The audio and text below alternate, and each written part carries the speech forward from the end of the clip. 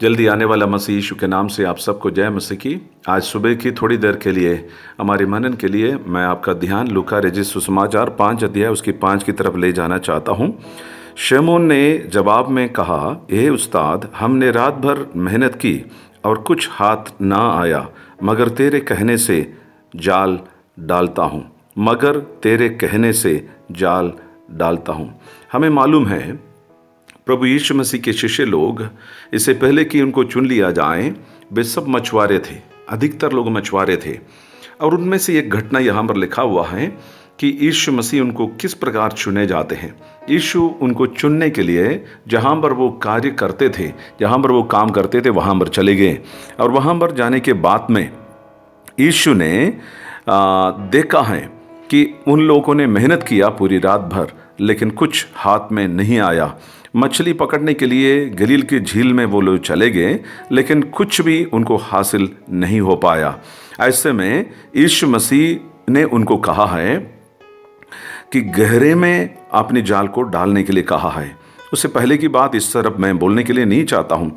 तो उस समय पर यीशु मसीह को चेलों ने बोला है, गुरु, उस्ताद, कि हमने रात भर मेहनत की है, लेकिन कुछ भी नहीं हासिल हुआ है।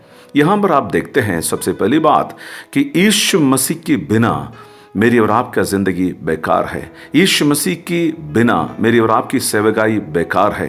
तो रोज़मर्रा की हमारे ज़िंदगी में मुझे और आपको परखना होगा कि प्रभु की उपस्थिति मेरे और आपके साथ है कि नहीं है। और यहाँ पर वो लोग कहते हैं यीशु मसीह के बिना रात भर उन लोगों ने मेहनत किया, लेकिन कुछ भी हाथ में नहीं आया है, मगर तेरे कहने से जाल डालता हूँ। इस बात के ऊपर आप ध्यान दीजिएगा। मैं और आप प्रभु के दास लोग हैं, प्रभु के सेवक हैं, प्रभु के लोग हैं। हमारे ज़िंदगी में, हमारे परिवार में, हमारे नौकरी में जो कुछ भी होता है, सब कुछ प्रभु के कहने के अनुसार हमें करना चाहिए। यदि हम इस प्रकार नहीं करते हैं कि हमारे मेहनत सारा बेकार में चले जाता है। प्रभु मुझसे और आपसे क्या कहता है? प्रभु का कहने को मानने वालों के लिए प्रभु आशीष रखा हुआ है। व्यवस्था विवरण की पुस्तक 28 अध्याय उसके पहले से लेकर 14 तक की आयत में प्रभु हमसे कहता है, यदि तू मेरे कहने को मानेगा, यदि तू मेरे वचन के अनुसार चलेगा, तो इत्यादि आशीषों को मैं तुम्हें दूंगा। और प्रभु आज भी नया नियम के अंदर भी मुझसे और आपसे ये कहने के लिए चाहते हैं कि मैं और आप अपने जिंदगी में जो कुछ भी करें, हमारे भविष्य के बारे में हो, बच्चों की पढ़ाई के बारे में हो, हमारी नौकरी के बारे में हो, घर बनाने के बारे में हो, सबसे पहले हम प्रभु का राय को ले ले।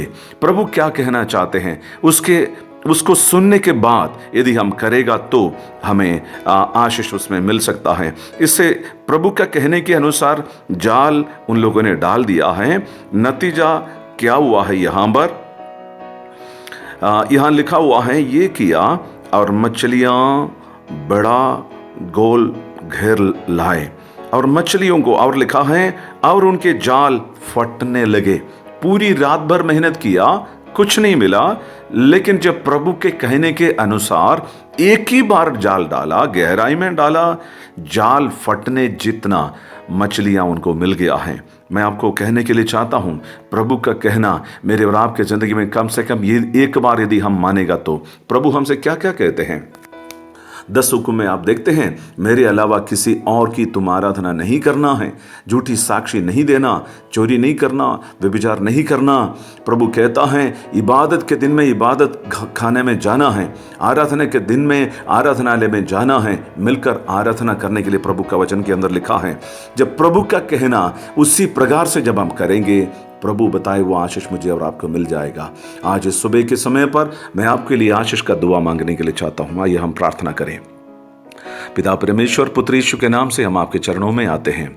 हम दुआ मांगते हैं हमारे भाई और बहनों के लिए जो इस वचन को सुनते हैं, उनका जिंदगियों में तू आशीष देना है। चेले लोग आपके बिना जाकर मेहनत किया, कुछ भी हासिल नहीं हुआ है, लेकिन आपके वचन के अनुसार जब उन्होंने जाल डाला, उनको जाल फटने जितना आशीष आपने दे दिया है।